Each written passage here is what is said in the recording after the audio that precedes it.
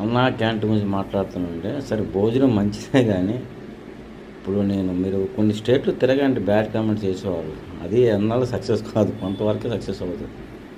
తర్వాత దాన్ని అవినీతి పెరిగిపోతుంది.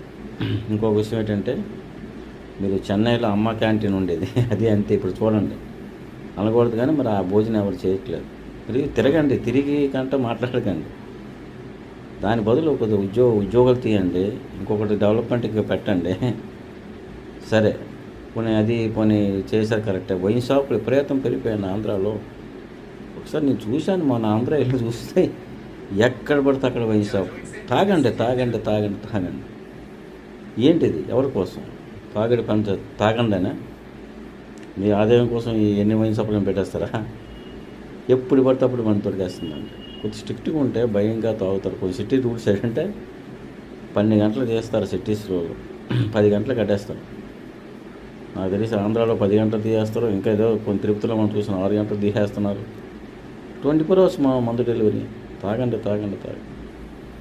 ఎక్కడండి మీ న్యాయం జరుగుతుంది ప్రజలకి? అర్థం చేసుకుంటే బట్టి